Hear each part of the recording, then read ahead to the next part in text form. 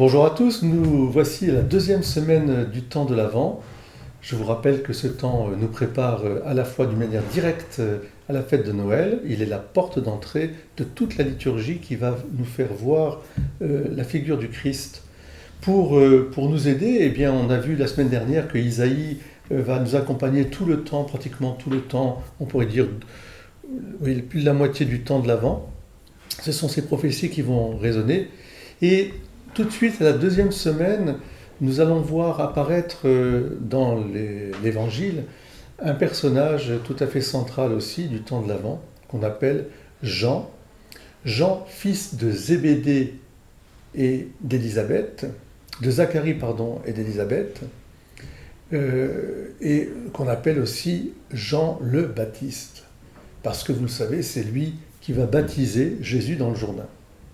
Alors la figure de Jean est d'abord une figure prophétique parce qu'il est lui-même, je dirais, l'annonciateur, le précurseur de cette venue du Messie. Vous connaissez sa naissance miraculeuse, prédite par l'ange Gabriel et à Zacharie et à Marie. Et vous savez le récit de cette naissance. Mais ce que vous savez peut-être moins, c'est que Jean le Baptiste, une fois il avait donc 6 mois de plus que son cousin Jésus, ses parents étant âgés, on pense qu'il a été éduqué auprès du temple et qu'ensuite il a été appelé très très vite à une vocation d'ermite, d'abord dans le désert.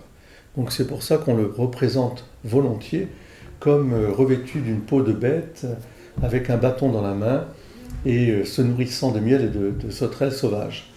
Il est dans une grande tradition, on pourrait dire ascétique, d'Israël, qui va donner aussi le courant des Esséniens. Et puis Jean le Baptiste, c'est non, bien sûr l'ermite, mais c'est pas seulement un ermite, il a une vocation prophétique. Jésus dira de lui qu'il est le plus grand des prophètes, en fait, parce que c'est celui qui va désigner la personne de Jésus en le montrant. Il est donc un prédicateur. Il n'est pas qu'un ermite, il prêche. Une voix crie dans le désert. Il va prêcher tout au long de sa vie, jusqu'à donner sa vie pour le Christ. Il finira martyr.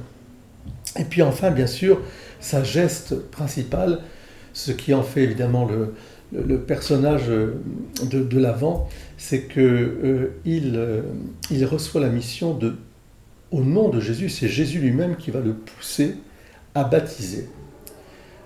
Jean le Baptiste baptisait dans le Jourdain comme un baptême de pénitence, de conversion.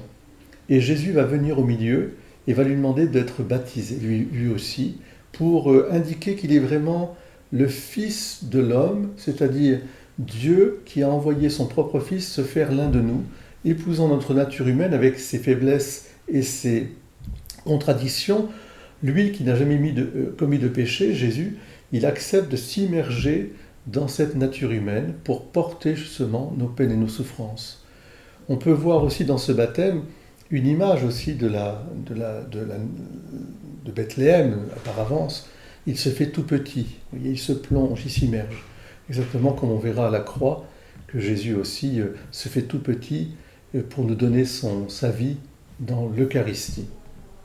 Alors, Jean le Baptiste, c'est celui qui va désigner Jésus à ses premiers disciples et à ses disciples qui vont suivre Jésus, qui vont devenir ses apôtres. Pensez à André, à Pierre, à Jacques et Jean, et à d'autres certainement qui étaient des disciples de Jean le Baptiste, et il va les laisser partir vers Jésus. Et puis il va le désigner comme étant l'agneau de Dieu, celui qui est venu pour sauver le monde. Enfin, il verra toujours le ciel s'ouvrir, le Père parler, désigner son Fils avec la colombe de l'Esprit Saint. Donc il a lui aussi participé à la révélation de la Trinité Sainte.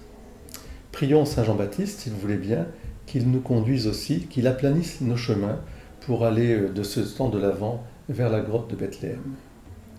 Très belle semaine à vous tous. Saint Jean-Baptiste, priez pour nous.